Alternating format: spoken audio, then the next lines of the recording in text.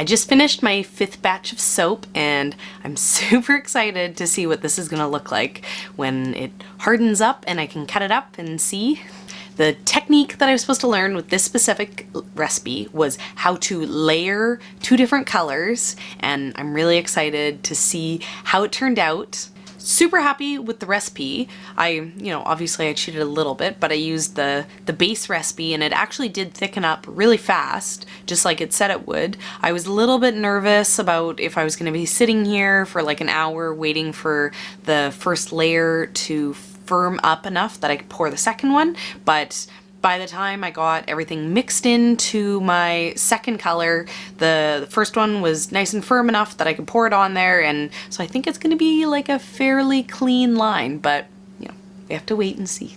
I did feel a little bit rushed to get everything done, and if I was trying to do like 4 different colors and to swirl them all together nicely, I think that this recipe would be a little much for me to take on, but I have been a little bit frustrated with the other recipes with how slow it has taken them to kind of thicken up before I could pour it in.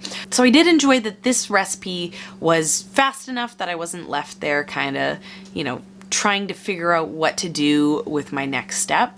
I felt like it firmed up quick enough that I could get a feel for playing with it, and it was the first time that I kind of saw that trace start to happen, like when I felt like I should have seen it. So I feel like this recipe went fast enough that I could see the clear distinction of when that first kind of trace happens.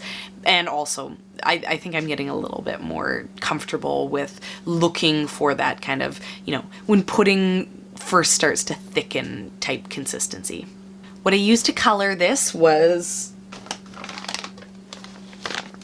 paprika. So the paprika is supposed to give an orange color. I don't remember how much I used of this. I was just kind of pouring it in until I could see the color start to happen.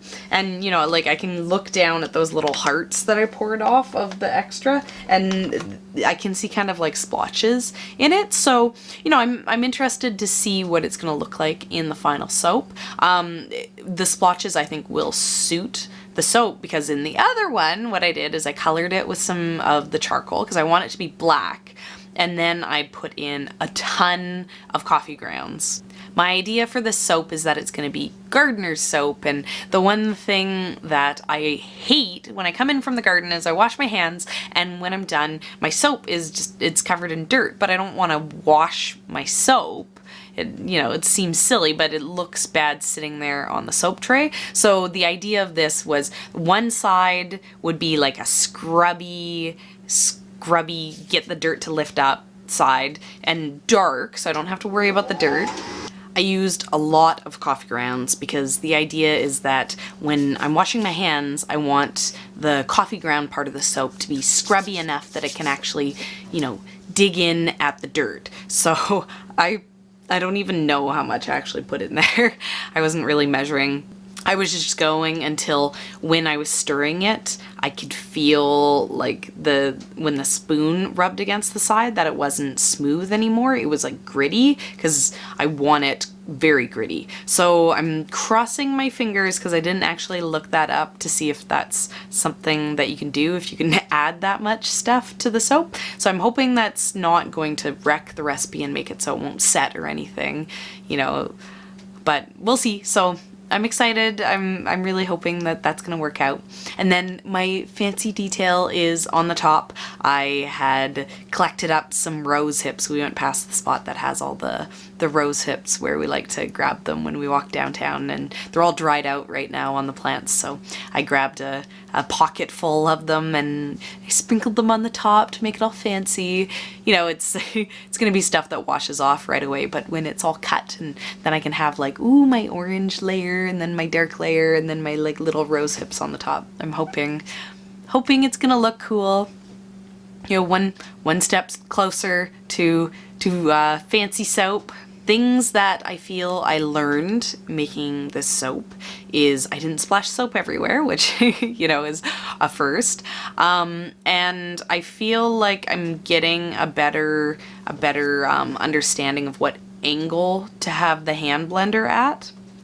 If I have the hand blender straight up, it wants to suction down onto the soap bowl, which then makes it so it doesn't really stir as nicely. I have to have a little bit of an angle, but if I mess up that angle and angle it too much, then it starts splashing up the sides, which is what I've been doing to splash everything. And so this time I didn't splash it, but I feel like I'm getting a little bit more control with the hand blender.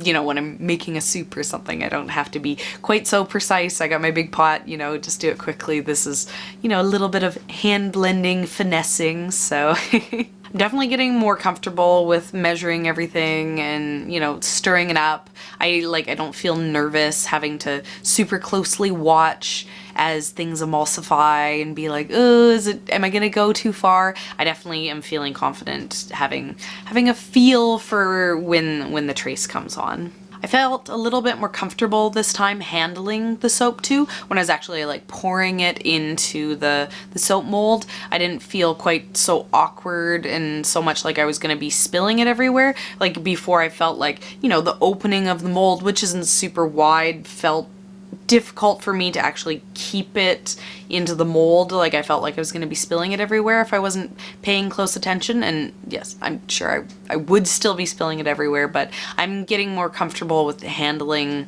the soap batter, which has me excited for the next couple of recipes. You know, I've gone through the basic recipes now, and so I'm jumping into, you know, trying the different variety of recipes that she has. And now I'm gonna take some, I mean, I've been cheating the whole time, so. But anyways, I'm gonna take some creative license and I'm gonna start playing with like some swirls and seeing some different fancy things that I can do. You know, I've been watching lots of videos online for different decorative techniques, so it's time to play with those.